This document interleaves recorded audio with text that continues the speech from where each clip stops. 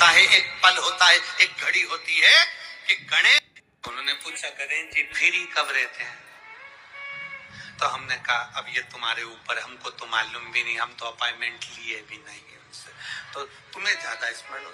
तो आप शंकर जी की कथा करते हो, आपको नहीं मालूम कि गणेश जी कब फ्री रहते हैं? हमने कहा गणेश जी फ्री रहने का केवल एक समय होता है, एक टाइम होता है, एक पल होता है, एक घड़ी होती है कि गणेश जी महाराज हमारे घर में आ गए। गणेश जी की सबसे पहली जो आरती हो, उस आरती के समय पर अगर धूप बत्ती जलाई जाए या गोबरी को जलाकर उसमें गूगल छोड़ी जाए और गूगल छोड़ने के बाद गणेश जी का नाम ध्रुम वर्ण कह दिया जाए, तो गणेश जी को तुम्हारे घर की पूजा स्वीकार करना पड़ती है। बस वो समय हम जानते, हम तो बस उतना जानते हैं कि शिव महापुराण में लिखा और मुद्गल पुराण में लिखा, गणेश पुराण में लिखा, गणेश जी का एक नाम होता है ध्रुम वर्ण। क्या नाम है? ध्रुम वर्ण। गणेश जी का एक नाम होता है। जब हम धूप जलाकर और धूप लगाने के बाद में गणेश जी की सबसे पहली आरती करने के पहले अगर हम सबसे पहली आरती गणेश जी की कर रहे हो, अपने घर में स्थापना कर रहे हो, बिठा रहे हो, और तुम चाहते हो कि गणेश जी मेरे घर में आके मेरी पूजा को स्वीकार करें और जो मांगू मेरा गणेश मुझे दे 10 दिन के अंदर, तो पहला नाम लेकर पुकार लेना ध्रुम वर्ण विनायक, बैठो, बस काम हो गया। वो फ्री होकर आता, वो बैठता, अलमस्तता। कि हमारे हिंदू धर्म में 2 तरह के गणेश जी का प्रमाण कहा जाता है, एक राइट सूंड के गणेश, एक लेफ्ट सूंड के गणेश। राइट सूंड का जो गणेश होता है वो घर में रखा जाता है, और लेफ्ट सूंड का जो गणेश होता है वो अपने ऑफिस में, व्यापार की जगह पर, दुकान में, धंधे में, पानी में, सर्विस में, नौकरी में। लेफ्ट सूंड का गणेश जिसके दुकान, व्यापार, व्यवसाय में अगर राइट सूंड का गणेश रखा जाता है तो लक्ष्मी आती है पर टिकती नहीं है। इसलिए घर में सीधी सूंड का गणेश और दुकान, व्यापार, व्यवसाय में, ऑफिस में उल्टी सूंड का, 2 गणेश। तो इसका मतलब ये थोड़ी ना कि तुम्हारे घर में गणेश जी बैठा तो तुम उठा के बदल लिया, यहाँ कहा दिया, यहाँ कहा दिया। अब रखे रहने। भागवत जी में लिखा है, शिव महापुराण में लिखा है, जग में रहो तो ऐसे रहो जैसे जल में कमल का फूल रहे। कीचड़ कमल के पुष्प पर नहीं लगना चाहिए।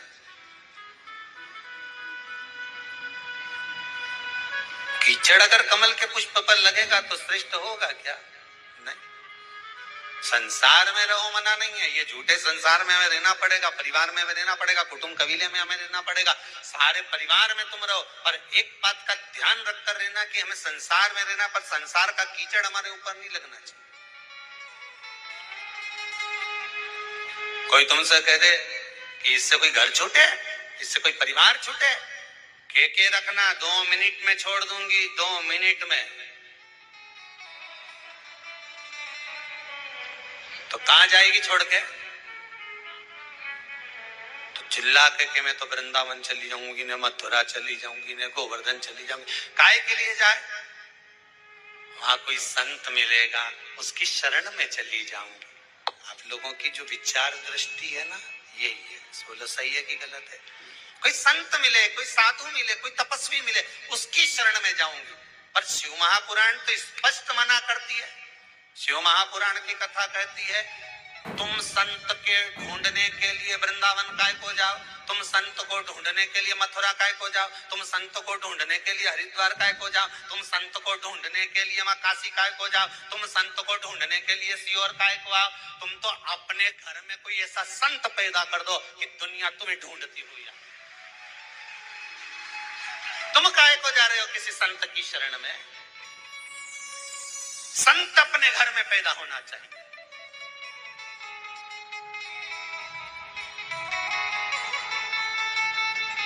जिसको देखो रोती रोती एक ही बात कि मैं तो किसी संत की शरण चली जाऊं। काय को जाए? शिव पुराण तो कह रही घर में संत पैदा होना चाहिए, सब प्रयास करो। 25-50 लोगों को बिठा कर देखना, बात करके देखना, और साहब तुम्हारा कितना बच्चा? तो क्या हमारा 2-3 बच्चा। अच्छा, तुम्हारा कितना बच्चा? क्या हमारा 2। कोई क्या हमारा 1। कहीं से पूछो छोरी कहीं कर रही है, बस मन है मेरा, मैं इसको डॉक्टर बनाना चाहती हूँ। उससे पूछा तुम? बस मैंने तो सीए की पढ़ाई में लगा दिया उसको, सीए बनाना चाहूँ। कोई तुमसे पूछे तो तुम क्या जवाब दोगे? बोलते जा मैं सीए बनाना चाहूँ, कोई कि मैं इंजीनियर बनाना चाहूँ। 50 लोगों को, क्या पूरी पृथ्वी के लोगों को बिठा कर देख लेना, 50 रिश्तेदारों को बिठा कर देख लेना, एक ही बात के, कोई कि मैं इंजीनियर बनाना चाहूँ, कोई कि मैं डॉक्टर बनाना चाहूँ, कोई कि मैं अपनी छोरी के कलेक्टर बनाना चाहूँ, पर आज तक किसी के मुंडा से नहीं निकला कि मैं इसको सावित्री और सीता बनाना चाहूँ। आज तक निकला किसी के मुंह से कि इसको मैं सावित्री बनाऊंगी, इसको मैं सीता बनाऊंगी, मेरे बेटे को प्रहलाद बनाऊंगी, न ध्रुव बनाऊंगी, न स्वामी विवेकानंद बनाऊंगी, न रामकृष्ण परमहंस बनाऊंगी, ने जगत गुरु शंकराचार्य बनाऊंगी? एक के मुंडा से नहीं निकला जिसके मुंह से निकला डॉक्टर बनाऊंगी, ने इंजीनियर बनाऊंगी, ने मैं ये बनाऊंगी, ने फलाना बनाऊंगी, ने टिमका बनाऊंगी। है सब के मुंडा से निकले मैं ये बनाऊं, पर एक के मुंह से नहीं निकले कि मैं स्वामी विवेकानंद बनाऊंगी, मैं रामकृष्ण परमहंस बनाऊंगी, मैं जगत गुरु शंकराचार्य जैसा बनाऊंगी, मैं अपनी बेटी को सावित्री बनाऊंगी, मैं अपनी बेटी को सीता जैसी बनाऊंगी कि कहीं पर भी रहे पर मन उसका अपने पति के चरणों में लगा रहे, ऐसा बनाने का मैं प्रयास करूंगी। पर मुंडा से निकले तब तो डॉक्टर बनाऊंगी।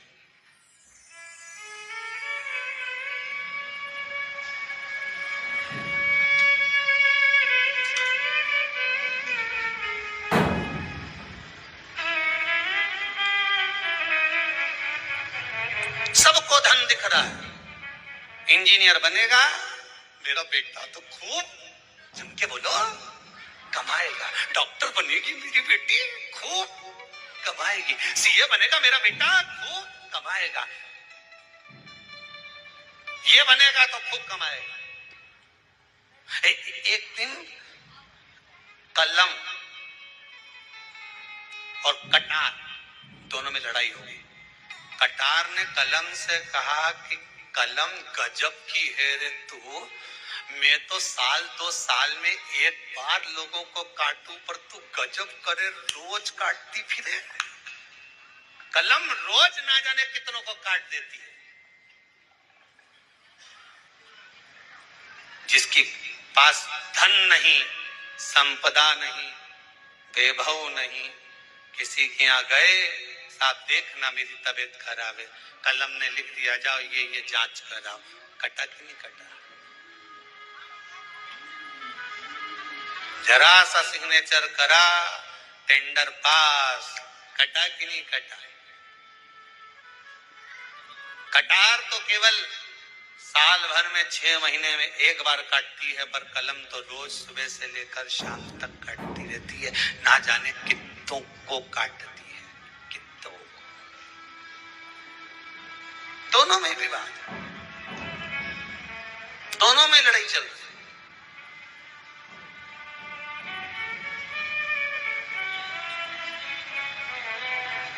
अपने बच्चों को स्वामी विवेकानंद बनाने का प्रयास तो करो।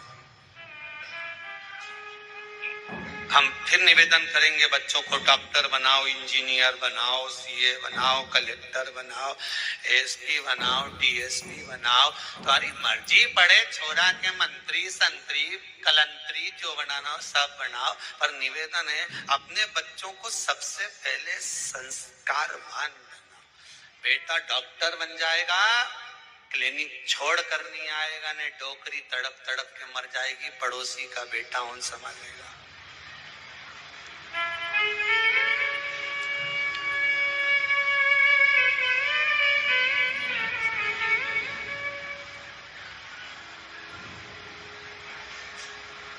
बड़ा सुंदर भाव व्यक्त करता है। हमने पहले भी कथा में कहा, रायपुर की कथा में भी कहा और भाटापारा में भी कहा था, विषम परिस्थिति में किसी के हाथ जोड़ने से अच्छा है, किसी के पास जाकर बैठकर रोने से अच्छा है देवादिदेव महादेव के मंदिर में एक लोटा जल धीरे धीरे एक बेलपत्री समर्पित कर, बेलपत्री की जो डंडी है बस शिवलिंग पर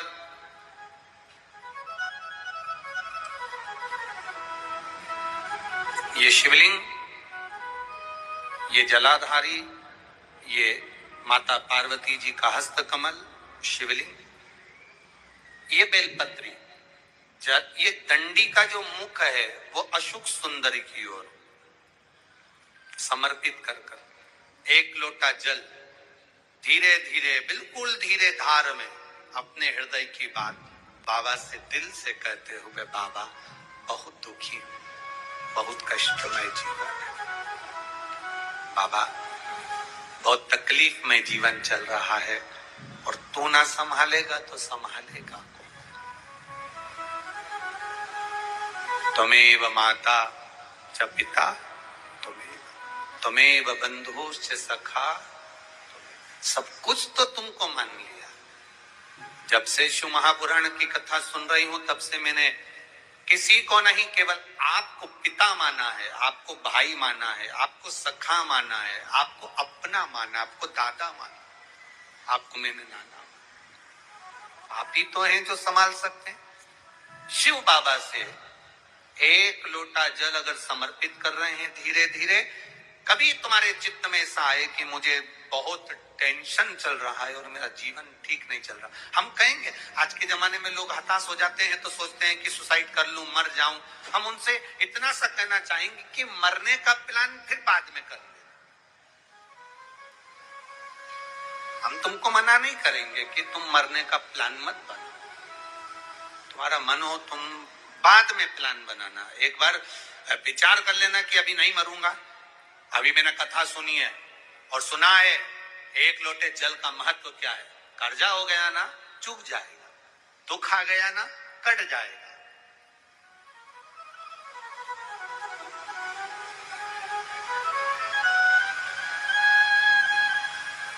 कर्जा भी हो गया तो कटेगा, मिटेगा। मरना उसका कोई एक प्लान नहीं है कि कर्जा तुम मर जाओगे तो कर्जा तुम्हारा चूक जाएगा। ना ना ना ना, कर्जा हो गया ना चुकाएगा बाबा। तुम्हारा विश्वास दृढ़ रखो, अपने भजन के बल को बढ़ाओ, शिव मंदिर में जाने का समय का आनंद पाओ, शंकर जी पे एक लोटा जल चढ़ाओ तो दिल से चढ़ाओ, राम नाम, कृष्ण नाम, शिव नाम जो जप रहे हो उसको दिल से जपो, भगवान की भक्ति दिल से करो। आया हुआ समय, आया हुआ दुख कटेगा, थोड़ा समय लगेगा, धीरे धीरे धीरे धीरे वो कट जाएगा। वो बर्तन होता है ना बहुत काला हो जाता है तो उसको माताएं रगड़ती है, वो साफ नहीं होता तो फिर क्या करते हैं उस बर्तन को। अगर बर्तन साफ नहीं हो ना तो फिर उसको क्या करती है, उसमें छाछ भर देती है, दही भर देती है, नींबू लगाकर छोड़ देती है, खट्टी चीज से वो साफ हो जाएगा। तो थोड़ा अगर समय लग रहा है और लगे कि तुमको कि ये ठीक नहीं हो रहा तो समझ लेना कि भगवान ने भी कोई छाछ भर दी होगी, भगवान सुन क्यों नहीं रहा, भगवान ने भी कोई दही भर दिया होगा, ये समर क्यों नहीं रहा, ये ठीक समय आ क्यों नहीं रहा। आएगा, थोड़ा बाबा पर भरोसा रखो, विश्वास रखो, सारी समस्या का हल बाबा को समर्पित करो। बोल बम का नारा है, बाबा एक, उसके सहारे जियो ना। हम क्यों संसार वालों के सहारे जियो। मेरा भोलेनाथ आपको ना कभी दासी बनाना चाहता है, मेरा भोलेनाथ ना आपको कभी नौकर बनाना चाहता है, मेरा भोलेनाथ ना कभी आपको सेविका बनाना चाहता है।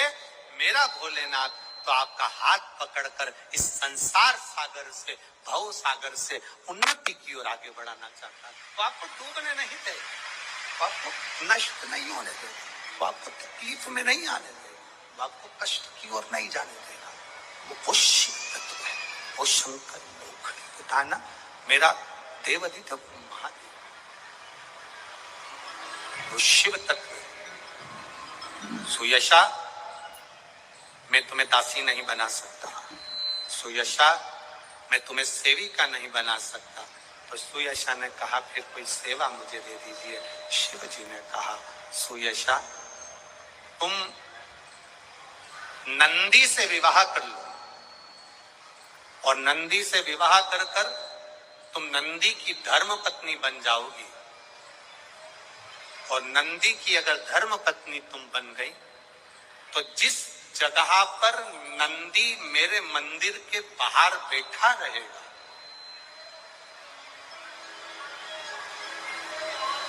नंदी जिस जगह पर मेरे मंदिर के बाहर बैठा रहेगा, सुयशा उसके करणों में, करणों के करीब में तू स्वयं विराजमान रहे।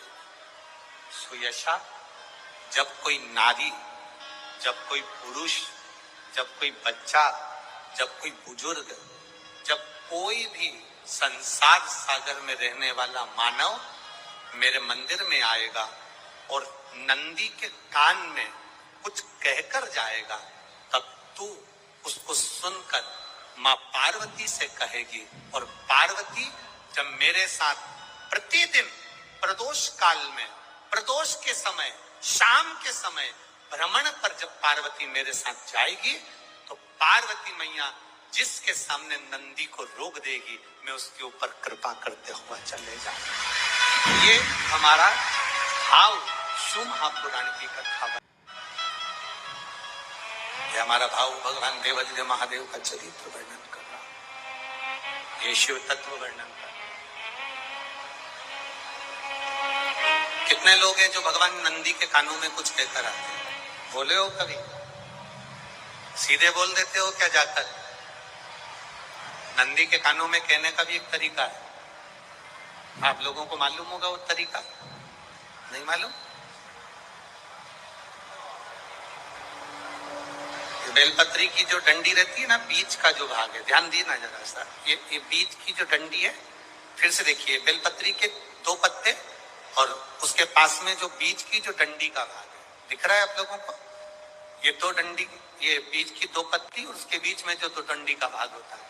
जब हम देवादिदेव महादेव से कोई बात कहने वाले होते हैं ना, कि बाबा बहुत दुखी हूं, बाबा बहुत तकलीफ चल रही है, बाबा मैंने एक कंपटीशन एग्जाम में परीक्षा दी है, बाबा मेरे जीवन में ये तकलीफ हो रही है, बाबा, तब इस बेलपत्री की जो ये डंडी होती है, इस उंगली से, इस अंगूष्ठ से इस डंडी को पकड़ा जाता है और बाबा के कर्ण में कहने से पहले ये हाथ को नंदी के ऊपर रखकर फिर हम बाबा के नंदी के कानों में कहते हैं और चलते समय इस बेलपत्र को अशुभ सुंदरी की जगह पर चढ़ाकर वापिस सजाते हैं।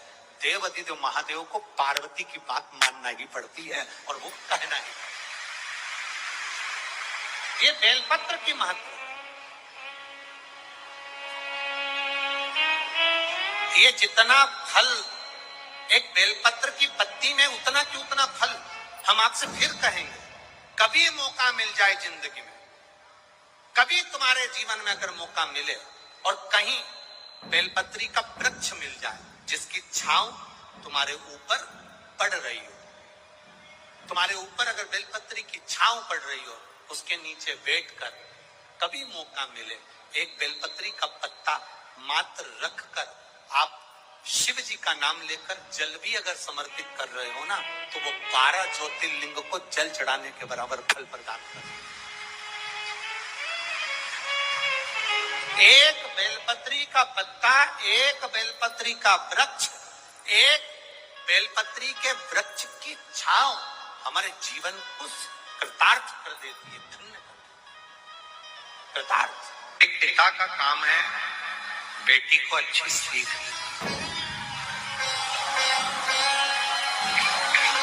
घर में थोड़ा थोड़ा विवाद चलता रहता है, कोई की बुद्धि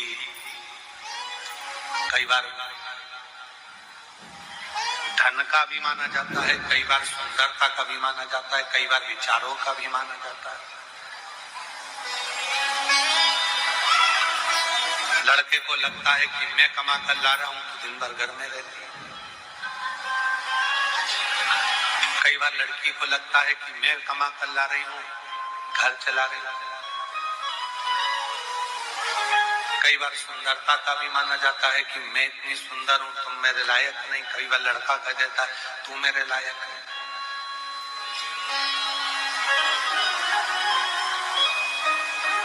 इन सभी अभिमानों से दूर हटकर यदि परिवार को सही से चलाना है तो शंकर पार्वती जी के जीवन को देखिए। शिव पार्वती का जो जीवन है, भगवान शंकर और पार्वती का जो जीवन है, उसको समझो। कहा हिमालय राज की पुत्री मां पार्वती जी और कहां देव अधिदेव। विचार करो, धन परिपूर्ण है, संपदा परिपूर्ण है, सुंदरता परिपूर्ण है, उसके बाद भी बाबा भोलेनाथ जी के साथ में परिवार को लेकर कैसे चलते हैं, ये शिव कथा बताती है, ये भगवान शंकर का चरित्र बताता है। थोड़ा सा विवाद हुआ, अदालत में पहुंच गए तलाक की बात करने के लिए, इसको श्रेष्ठता नहीं करती। जितनी मेरी बेटियां बैठी हैं और जितने मेरे बेटे बैठे हैं, आपसे एक निवेदन है, थोड़ा परिवार में अगर दुख है, तकलीफ है, कष्ट है, तो उसको समझो, साझा करो, आपस में अच्छे विचार।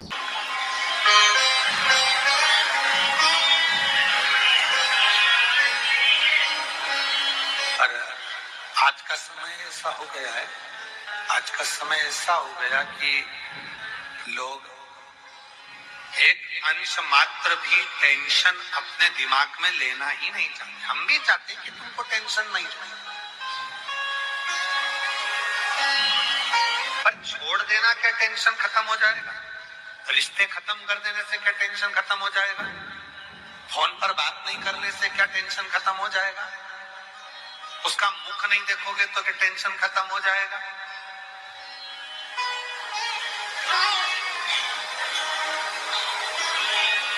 शिव महापुराण की कथा कितनी सुंदर बात कहती है, कितना भी झगड़ा हो जाए, कितनी भी लड़ाई हो जाए, कितना भी विवाद हो जाए, पर बात करना बंद बिल्कुल मत करो। खूब लड़ लो, झगड़ लो, तुम्हारी मर्जी पड़े तो आपस में कूटा कूटी भी कर लो, मना नहीं है, पर बात करना बंद नहीं करना। भाई से झगड़ा हो गया, प्रॉपर्टी खा गया, बहन से झगड़ा हो गया, कुछ लेकर चली गई, जमीन जायदाद हो गया, माता पिता से झगड़ा हो गया, भाई बंधु से हो गया, मित्रों से हो गया, परिवार में हो गया, पति पत्नी से हो गया, लड़ लो, झगड़ लो, खूब कूटा कूटी भी कर लो, मना। पर क्या बंद नहीं करना है? बात करना बंद नहीं करना। क्यों? कितनी भी कूटा कूटी हो जाए, कितना भी झगड़ा हो जाए, कितना भी विवाद हो जाए, अगर थोड़ी सी बात चलती रहती है तो एक ना एक दिन वो बात प्रेम उत्पन्न कर ही देती है। बस वो बात चलते रहती। वो एक लाइन याद रखो ना तुम तो, वो तुझसे मिलने के लिए तेरी कसम, तुझसे मिलने के लिए तेरी कसम, एक मुलाकात जरूर। बात बंद नहीं होनी चाहिए, बातचीत करो, बोलते रहो, बात करते रहो, एक दूसरे से बातों का साझा करते रहो, एक दूसरे से बातचीत करते रहो, तो जो विवाद हुआ है, झगड़ा हुआ है, लड़ाई हुई है या कोई भी बात हुई है, तो वो धीरे धीरे धीरे धीरे सुलझ जाएगा, सुलझेगा, सुलझेगा जरूर, थोड़ा सा समय लग सकता है। इस कथा को हम अखंड शिव महापुराण के रूप में वाचना चाह रहे थे। अखंड अखंड सौभाग्यवती के भाव से, अखंड वैभव के भाव से, अखंड संपदा के भाव से। जैसे तीन चीजें हैं अखंडता में मानी जाती है, एक बेलपत्र, दूसरे नंबर पर अक्षत चावल का दाना, तीसरे नंबर पर शमी का पत्र, अखंडता में माना जाता है। याद रखना,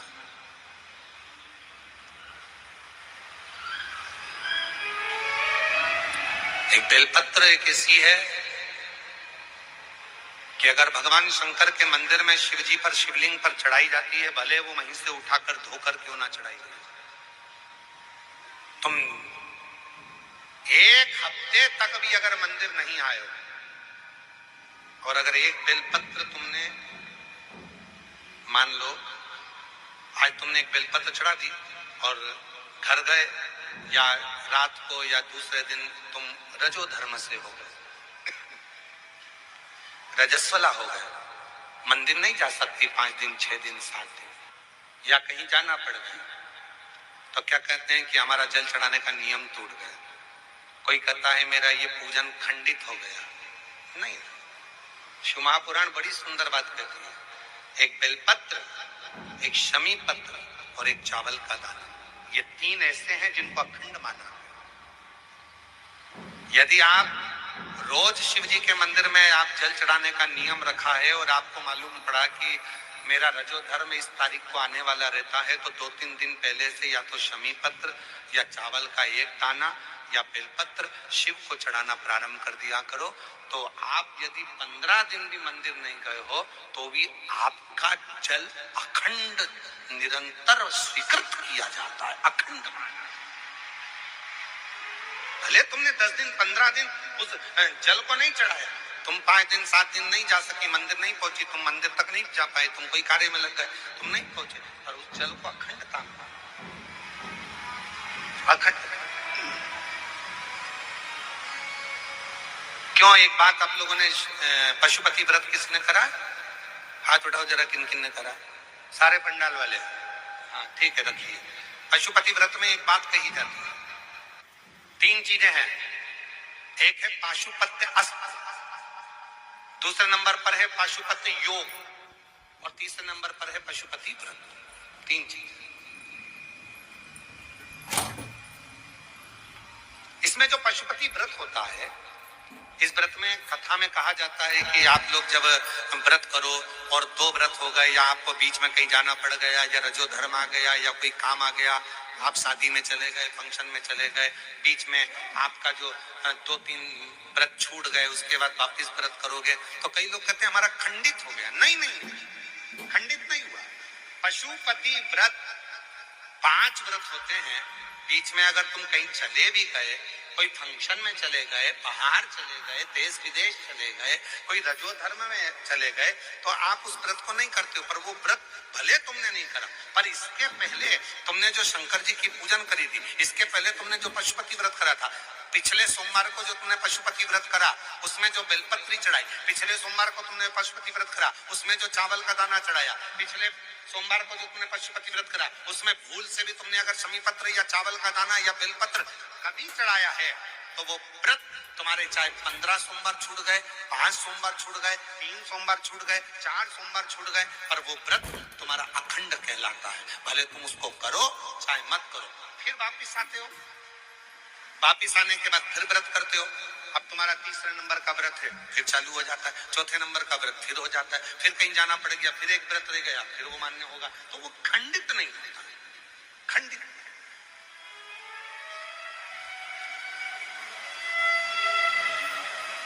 अखंड है। और कितनी सुंदर बात कही, तुम्हारे घर में कोई लक्ष्मी जी की मूर्ति है, गणेश जी की मूर्ति है, ठाकुर जी की मूर्ति है, विष्णु जी की मूर्ति है, देवी देवता की मूर्ति है, खंडित हो गई है, तो किसी ने कह दिया कि ये खंडित हो गई घर की मूर्ति, इसको तुम विसर्जन कर दो ना। किसी का एक्सीडेंट हो जाता है, हाथ टूट जाता है, तो घर के बेटे को बदल दोगे क्या? घर की जो मूर्ति होती है वो छोटी होती है, छोटी होती है। तो शिव पुराण क्या कहती है, उस मूर्ति के आसपास में कहीं पर भी एक चावल का दाना या एक बेलपत्र या शमी पत्र उसके आसपास में कहीं पर भी रख दो, वो मूर्ति खंडित नहीं, अखंड कहलाती है। वो खंडिता से, उसमें खंडिता नहीं है।